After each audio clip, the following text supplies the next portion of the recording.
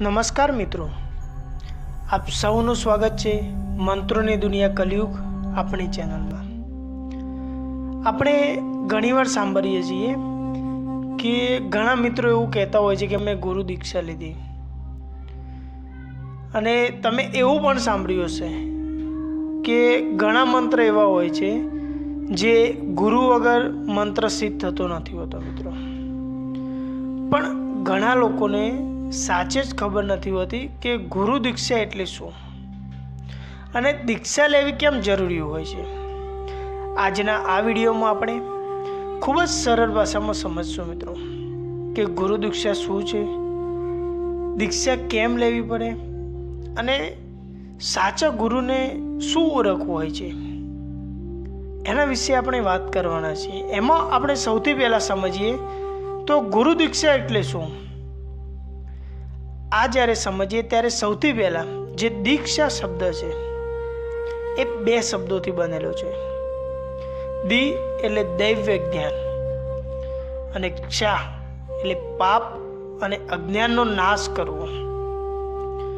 દીક્ષા એટલે ગુરુ દ્વારા આપવામાં આવેલું એક પવિત્ર જ્ઞાન અથવા તો મંત્ર જે શિષ્યના અજ્ઞાન અને પાપને દૂર કરે છે। અને સરળ ભાષામાં કહીએ ને મિત્રો તો ગુરુ જ્યારે શિષ્યને કોઈ પવિત્ર મંત્ર આપે અને તેને જપ કરવાની રીત શીખવી તેને ગુરુ દીક્ષા આપણે કહેતા હોઈએ છીએ મિત્રો। અને આમાં પણ સૌથી પહેલાં ગુરુનું મહત્ત્વ સમજવું એ ખૂબ જ જરૂરી છે મિત્રો। અને આપણા હિન્દુ ધર્મની અંદર ગુરુનું ખૂબ જ મોટું સ્થાન આપવામાં આવ્યું છે। એટલે તો આપણે એક પ્રાચીન શ્લોક છે એ આપણે યાદ કરીએ છીએ। ગુરુર બ્રહ્મા ગુરુર વિષ્ણુ ગુરુદેવો મહેશ્વર ગુરુર સાક્ષાત પરબ્રહ્મ તસ્મૈ શ્રી ગુરુવે નમઃ। આનો અર્થ એવો થાય છે કે ગુરુ જ બ્રહ્મા છે, ગુરુ જ વિષ્ણુ છે અને ગુરુ જ મહાદેવ છે। કારણ કે ગુરુ જ માણસને અજ્ઞાનના અંધકારમાંથી બહાર કાઢે છે અને જ્ઞાનના પ્રકાશ તરફ લઈ જતા હોય છે। એટલા માટે આપણે હિન્દુ સંસ્કૃતિની અંદર એક ગુરુનું ખૂબ જ મહત્ત્વનું સ્થાન આપવામાં આવેલું છે મિત્રો। આ પરથી આપણે જોઈએ કે ગુરુ દીક્ષા કેમ લેવી જોઈએ। આ પ્રશ્ન એ આપણા અંદર વારંવાર આવતો હોય છે કે એનાથી શું થતું હોય છે અને કેમ લેવી જોઈએ। તો મિત્રો આનું કારણ એ છે કે ઘણા મંત્રો એવા હોય છે જે ગુરુ પાસેથી દીક્ષા લીધા વગર જપ કરવાથી એનું સંપૂર્ણ ફળ મળતું નથી।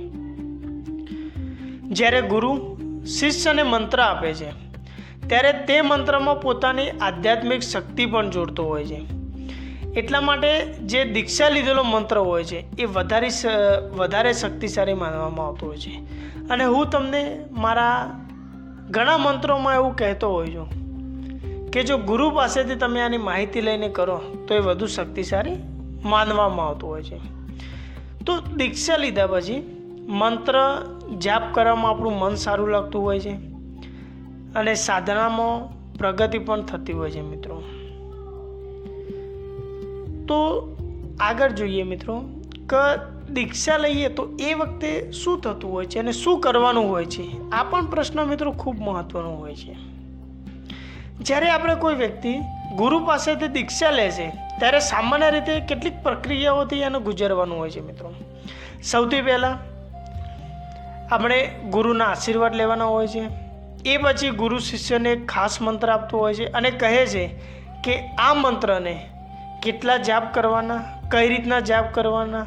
ઘણા ગુરુઓ હોય છે એ મારા આપીને જાપ કરવાની રીત પણ શીખવાડતા હોય છે અને શિષ્યના જીવનની અંદર સારા સંસ્કાર અને નિયમો પાળવાની પણ સલાહ મિત્રો આપતા હોય છે। આ આપણા ગુરુ હોય છે। પરંતુ તમારા મનમાં એક બીજો પ્રશ્ન હશે કે આપણે સાચું જે ગુરુ હોય છે એમની ઓળખ કઈ રીતના કરવી। તો આ ખૂબ જ મહત્ત્વનું બનતું હોય છે મિત્રો। કેમ કે આજકાલના સમયમાં ઘણા લોકો ગુરુ બનીને બેઠા હોય છે પણ સાચા ગુરુને ઓળખવું એ ખૂબ જ જરૂરી હોય છે મિત્રો। તો સાચો ગુરુ કેવો હોય મિત્રો? તો સાચો ગુરુ એ ક્યારેય લોભ નથી કરતો હોતો, તે શિષ્ય પાસેથી પૈસા નથી લેતો હોતો, સાચા માર્ગ ઉપર ચાલવા માટે એમને માર્ગદર્શન આપતું હોય છે મિત્રો.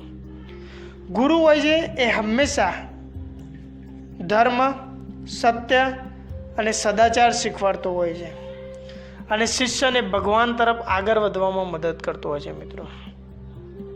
આ ખૂબ જ મહત્વનું છે. તમને અત્યારે ઘણી જગ્યાએ એવું જાણવા મળતું હશે કે ભાઈ તમારે આ વિધિ કરવી હોય તો આટલા પૈસા થશે, આ મંત્ર શીખવો હોય તો આટલા પૈસા થશે.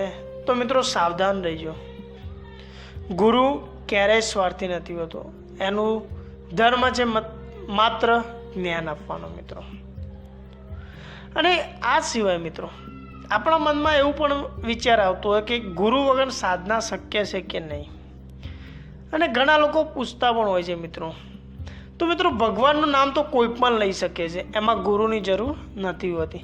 પણ જો તમારે કોઈ ખાસ મંત્ર હોય છે, એની ગહેરી સાધના કરવી હોય તો ગુરુનું માર્ગદર્શન એ ખૂબ જ મહત્ત્વનું બનતું હોય છે મિત્રો.